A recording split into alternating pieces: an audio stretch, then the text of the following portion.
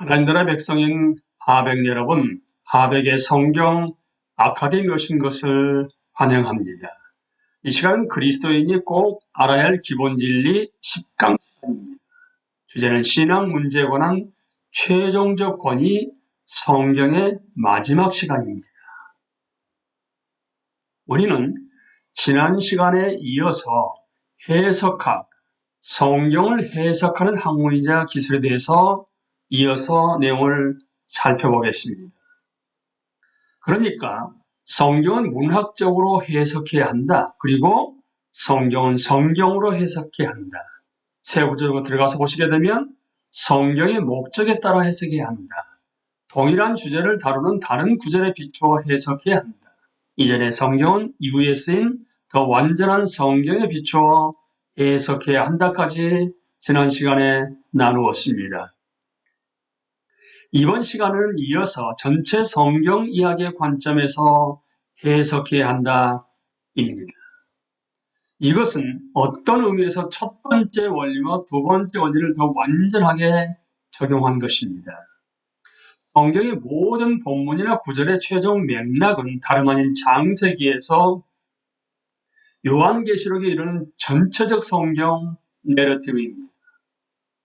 하나님은 무로부터 우주를 불러내고 최종적으로 인간을 창조하여 그들이 예배를 통해 하나님과 교제를 나누고 그분 안에서 서로 관계 맺도록 하시고 그들에게 창조 세계의 권리를 맡기기로 결정하셨습니다.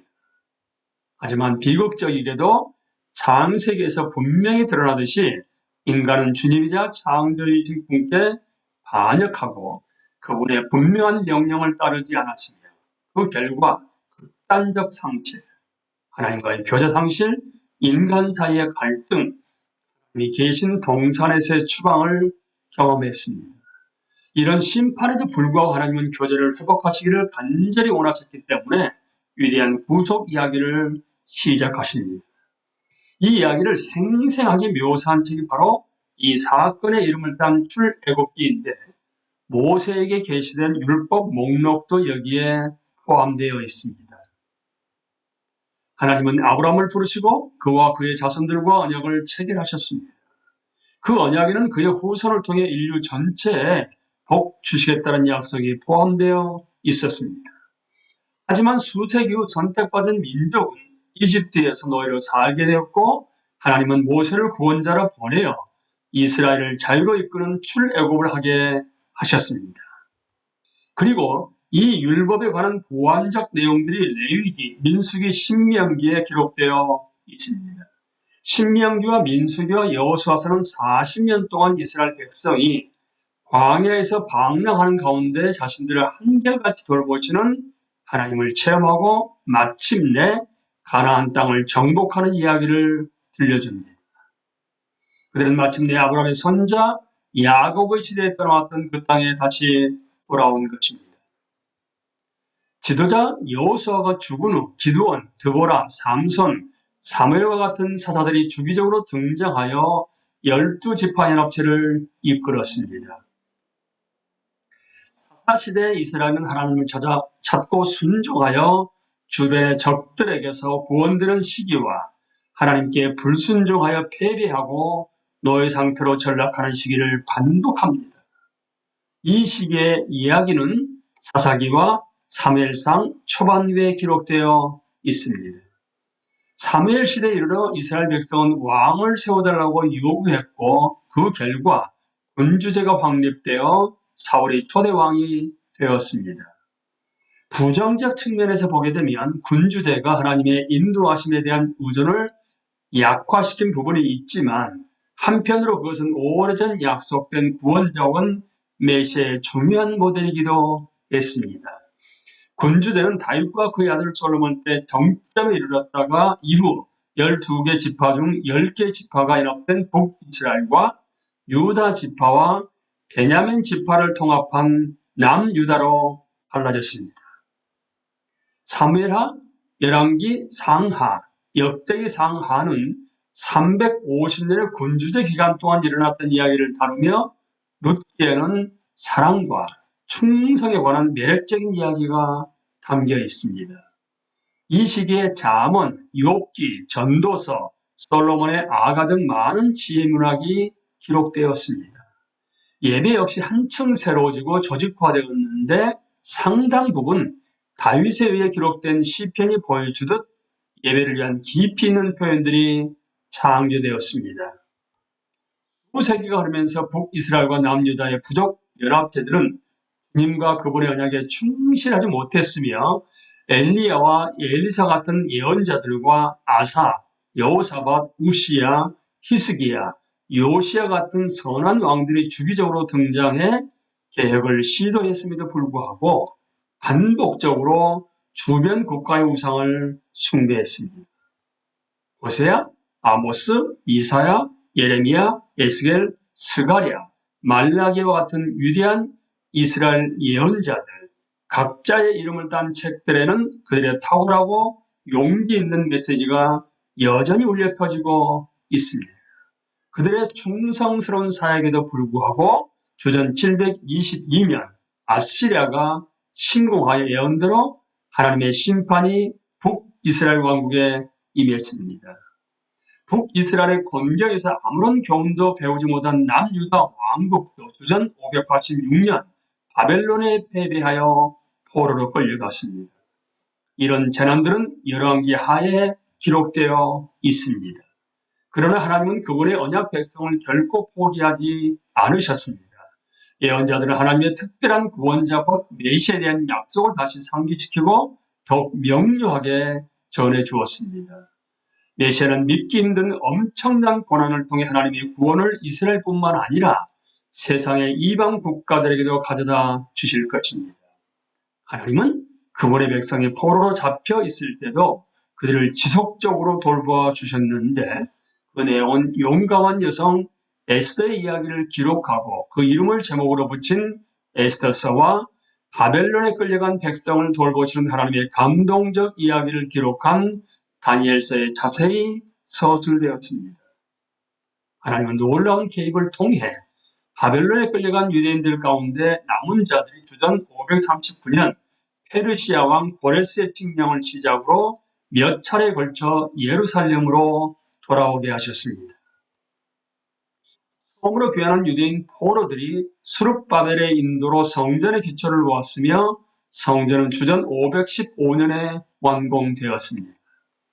서기관 에스라가 주전 458년에 추가로 유대인 포로들을 이끌고 돌아왔으며 이 내용은 그의 이름을 딴 에스라서와 느헤미야서에 기록되어 있습니다. 예루살렘 성벽이 느헤미야의 지도로 보수되었고 이를 통해 백성들은 자신들의 정체성을 다시 확립하고 하나님과 언약을 갱신했습니다. 하나님이 개입하셔서 새롭게 하실 것이라는 깊은 소망으로 점철된 약 4세기의 기다림 끝에 마침내 때가 참에 하나님이 그 아들을 보내사 여자에게서 나게 하셨습니다. 예수님이 베들레헴에서 탄생하심으로써 5월 전에 약속된 구속주가 나타나셨습니다. 30년 후 예수님은 약 3년간 지속될 사역을 시작하셨으며 복음서 저자인 마태, 마가, 누가, 요한이 이에 대한 내용을 탁월하게 기록했습니다. 예수님의 사역은 마지막 예루살렘 여행에서 예정된 절정에 이르렀습니다. 그분이 예루살렘에서 로마 권력자의 협조하에 체포되고 재판받고 십자가에서 처형된 것입니다.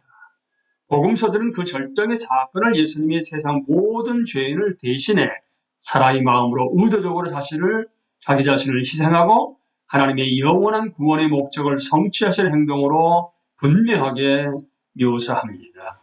십자가에서 처형된 지 3일째 되는 날 예수님은 죽은 자 가운데 다시 살아나셔서 40일 동안 제자들과 그 전에 그분을 믿지 않았던 일부 사람들에게 여러 번 나타나셨습니다.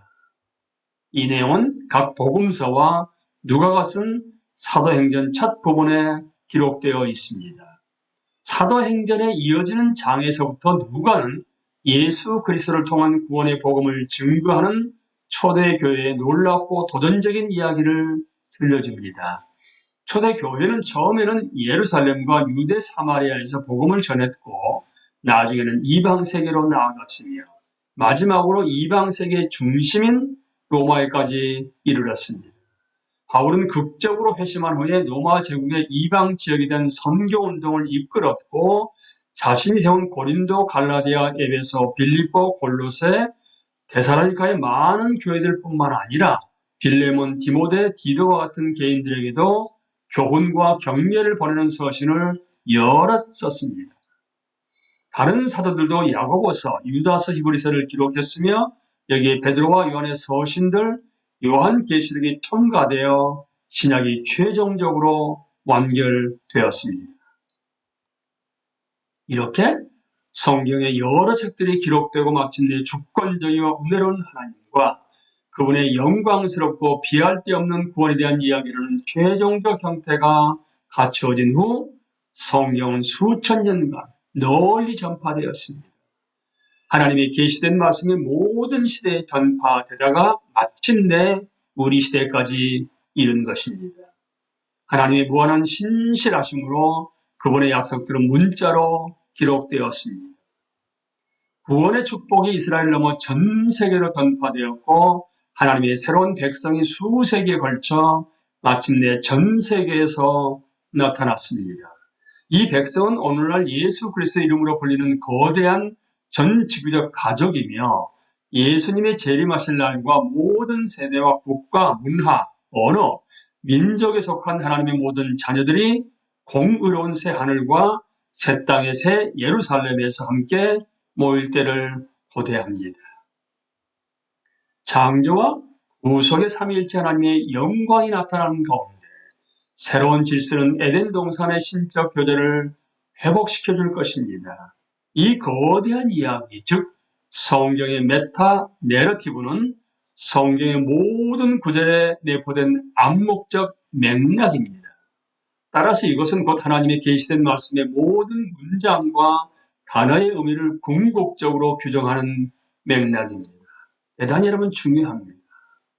이 거대한 이야기, 즉 성경의 메타 내러티브는 메타서사는 성경의 모든 구절에 내포된 암묵적 맥락입니다. 따라서 이것은 곧 하나님의 계시된 말씀의 모든 문장과 단어의 의미를 궁극적으로 규정하는 맥락입니다. 이제 성경은 오직 성령에 의해서만 해석된다입니다. 진정한 이해는 자연스러운 일이 아니라 성령을 통한 하나님의 선물입니다. 이는 성경을 이해하기 위해 열심히 노력할 필요가 없다는 뜻이 결코 아닙니다. 다른 그리스도인들과 단절된 채 성경을 이해할 수 있다는 의미도 아닙니다. 성령은 공동체적 영으로서 하나님의 모든 백성 안에 내주하십니다.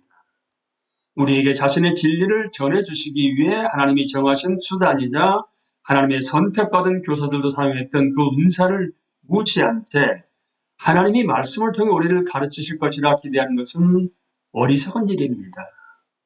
이 세 번째 해석 원리는 심한 영적 도전을 내포하고 있습니다. 하나님의 영은 거룩합니다. 거룩하십니다.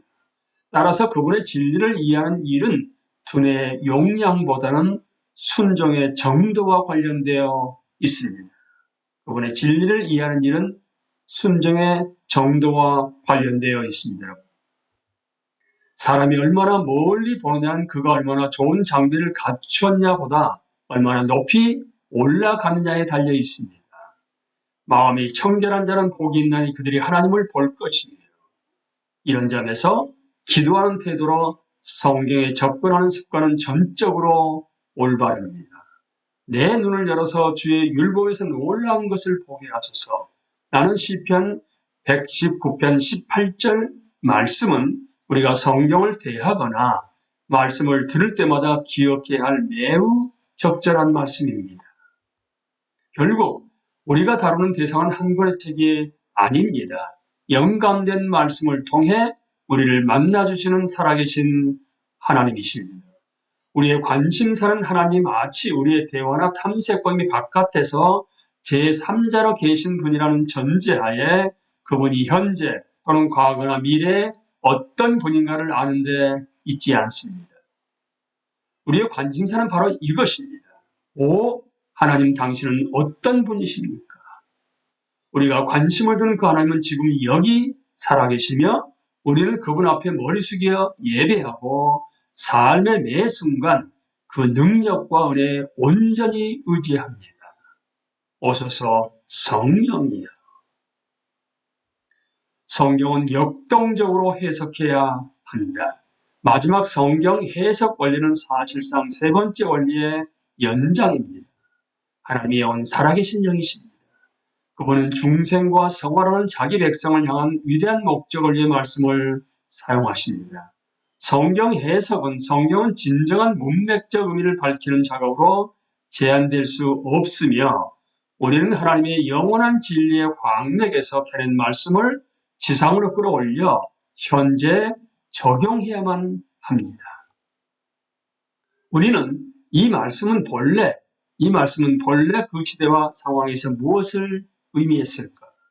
그것은 성경 전체에 비춰볼 때 무슨 뜻일까? 라고 질문한 다음 이 말씀이 오늘날 지금 이곳의 회중과 저 사람과 내 인생에 무슨 의미가 있는가라고 질문해야 하는 것입니다. 다시 한번요. 이 말씀은 본래 그 시대와 상황에서 무엇을 의미했을까? 로만 끝나는 것이 아니고 여러분, 그것은 성경 전체에 비춰볼 때 무슨 뜻일까?